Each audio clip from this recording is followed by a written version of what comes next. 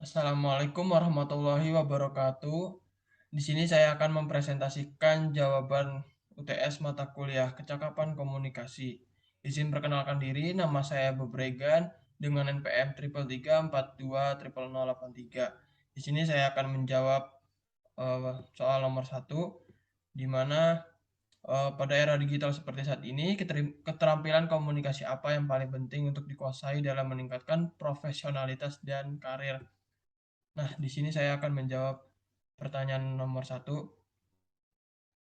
Ada 3 hal yang dapat meningkatkan profesionalitas dan karir dalam komunikasi. Yang pertama, menurut saya yaitu kenali dulu audiensnya. Saat akan menjadi pembicara, kenali terlebih dahulu siapa audiens yang akan mendengarkannya. Karena saya bisa menggunakan pendekatan komunikasi yang berbeda pada setiap orang atau jabatannya.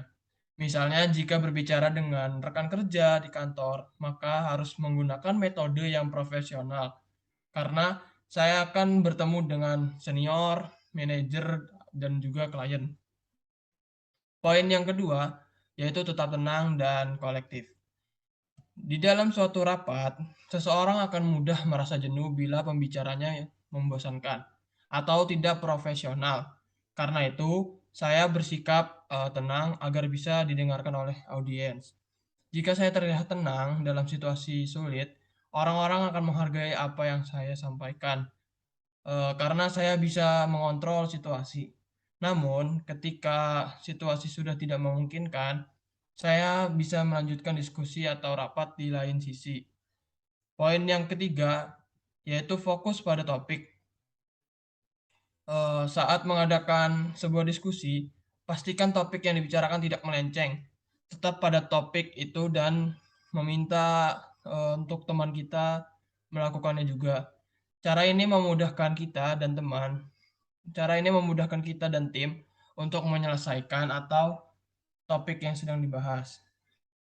Baik, selanjutnya saya akan menjawab soal nomor 2.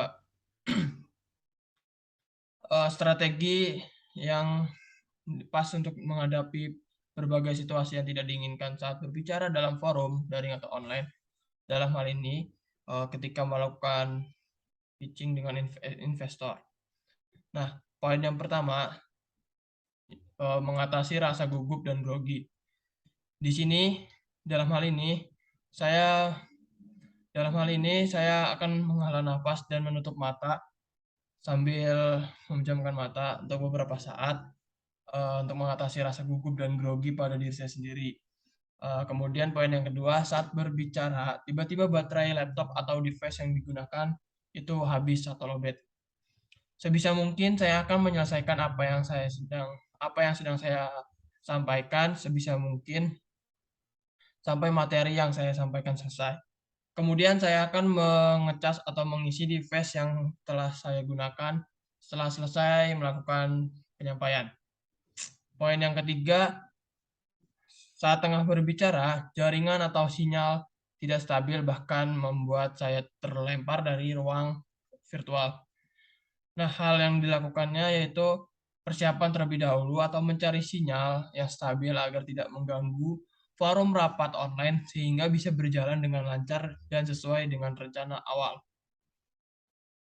Poin berikutnya, saat saya tengah berbicara, lawan bicara tidak menghidupkan kamera ataupun off cam.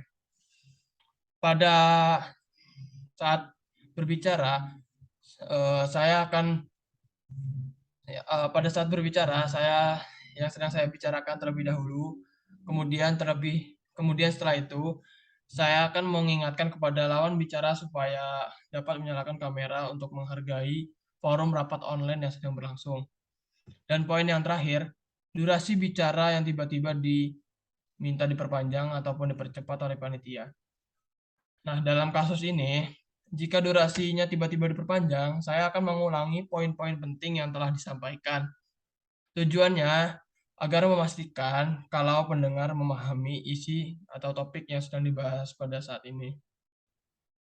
Dalam kasus yang kedua, jika diminta untuk dipercepat, maka saya akan meringkas materi ataupun topik yang sedang dibahas supaya bisa tepat waktu seperti yang diberikan oleh panitia. Sekiranya itu pemaparan materi jawaban UTS mata kuliah kecakapan komunikasi yang dapat saya sampaikan. Kurang lebihnya mohon maaf. Wassalamualaikum warahmatullahi wabarakatuh.